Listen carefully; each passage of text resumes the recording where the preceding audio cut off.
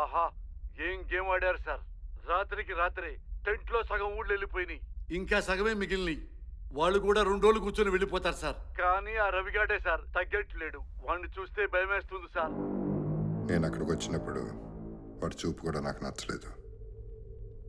అయినా 2 ఊళ్ళ మధ్యలో గొడవ జరిగితే ఎవడొకడు చావాలి కదా. ఎలాగ ఊరి కోసం చస్తానంటున్నాడు. అలాగే కానివ్వండి. అర్థమైంది.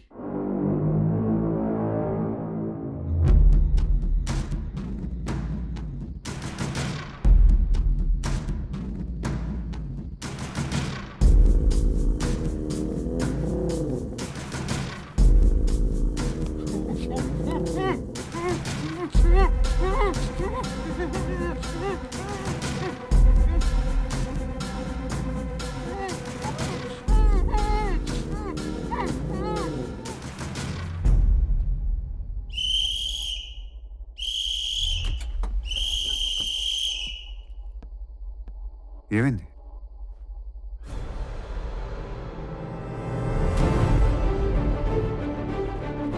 రవి రవి రవి రవి రవి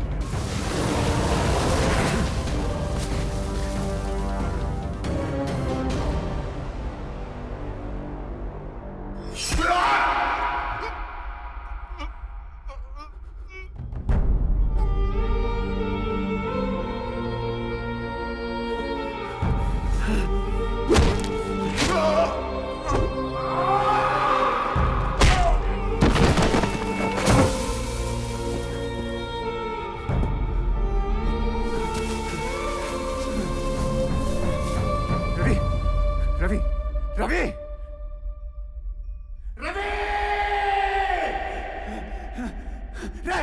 రవి రవి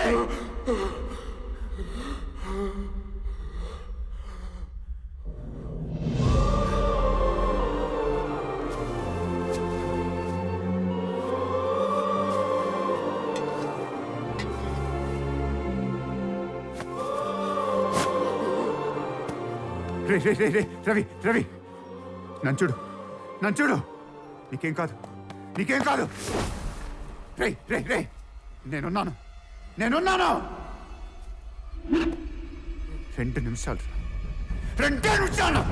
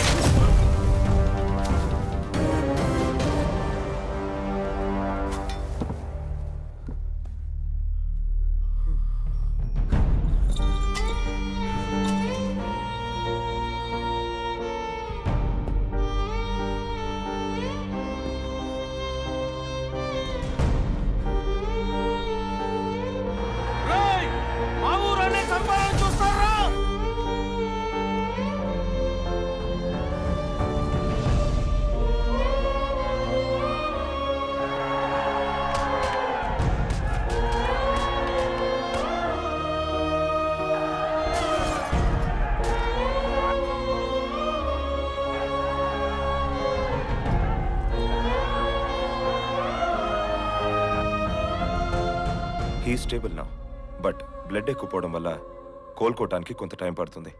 కొన్ని రోజులు అబ్జర్వేషన్లో ఉంచాలి.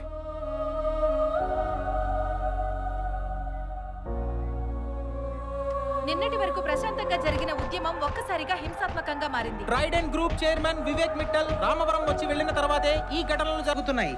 Will Vivek Mittal answer these questions or will he remain silent, being called the conspirator behind this violence? Vivek Mittal press meet పెట్టాడంట.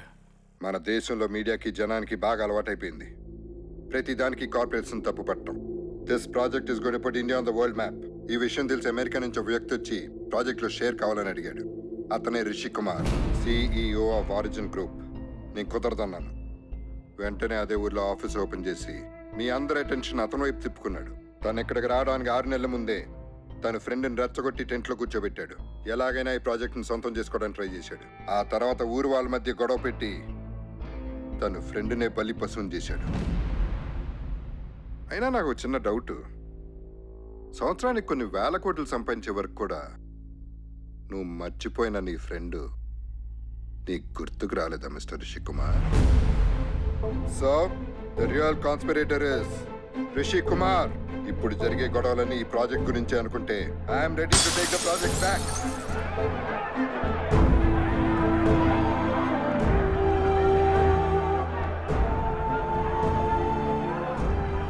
కిందకే ఎందుకురా ఎక్కడి నుంచి వచ్చి మా బతుకులతో ఆడుకుంటున్నావు? వాడు నిన్నే నమ్ముకున్నాడు కదయ్యా, వాళ్ళనే బలి కొనుక్కుంటావా? ఏం మర్చిపోయా నువ్వు? వెళ్ళవయ్యా, వెళ్ళు. మీలాంటి వాళ్ళ వల్ల మాలో మేము కొట్టుకు సావాలనా? ఎక్కడి నుంచి?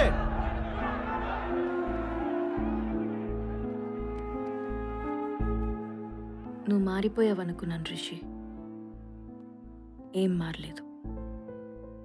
ఒకసారి రవి లైఫ్లోకి వచ్చావు, తన కెరియర్ నాశనం అయిపోయింది. ఇప్పుడు మళ్ళీ వచ్చా, చూడేలా అయిపోయాడు. ఇందాక టీవీలో వాడెవడో అడిగాడని కాదు, నేను అడుగుతున్నాను. ఇన్నేళ్లలో రవి నీకు ఒక్కసారి కూడా గుర్తుకు రాలేదా?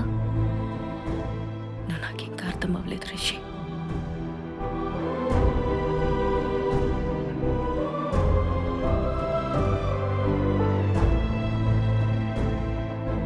వాడిప్పుడు నీ వల్ల బతికాడనాలో, లేక నీ వల్లే ఈ స్థితికి వచ్చాడనాలో నాకు అర్థం అవట్లేదు.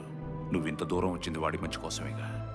ఇప్పుడు వాడి మంచి కోసమే చెప్తున్నా బాబు, ఇక్కడి నుంచి వెళ్ళిపో.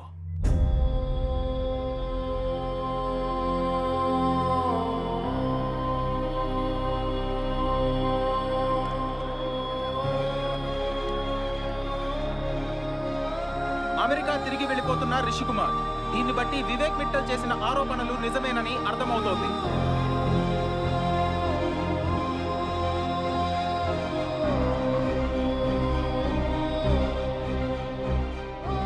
రిషి, ఏమైందిరా? రేపు మన యూఎస్ బయలుదేరుతున్నాం. మరి నువ్వు వచ్చిన పని అది జరగదమ్మా. నా కొడుకుని ఎప్పుడు ఇలా ఓడిపోయిన వాళ్ళ చూస్తానని నేను అనుకోలేదురా.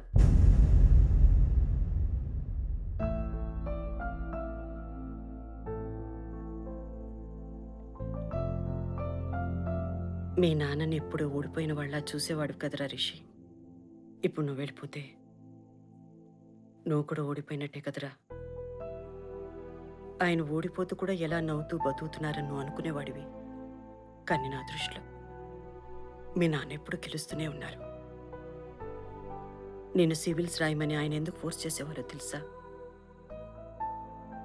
మీ నాన్న సివిల్స్లో టాపర్ రా రిషి. ఆయన ఇంకొక ఇంటర్వ్యూ ఇచ్చి ఉంటే కలెక్టర్ అయ్యేవారు.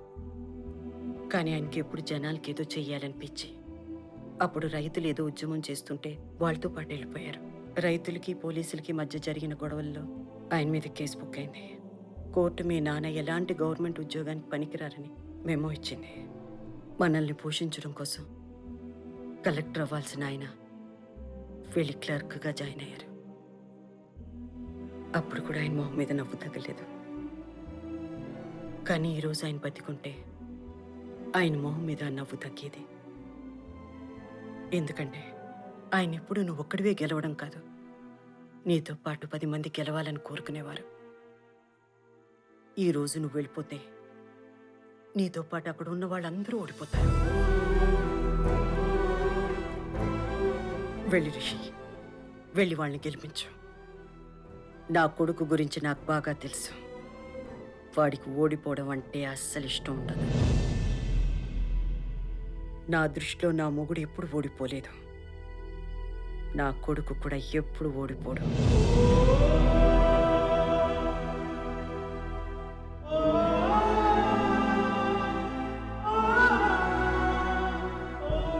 రామకృష్ణ సార్, యుఎస్కి ఫోన్ చేసి నేను రావటానికి ఇంకా టైం పట్టుద్దని చెప్పు. ఇక్కడ పూర్తి చేయాల్సిన పనులు ఇంకా చాలా ఉన్నాయి.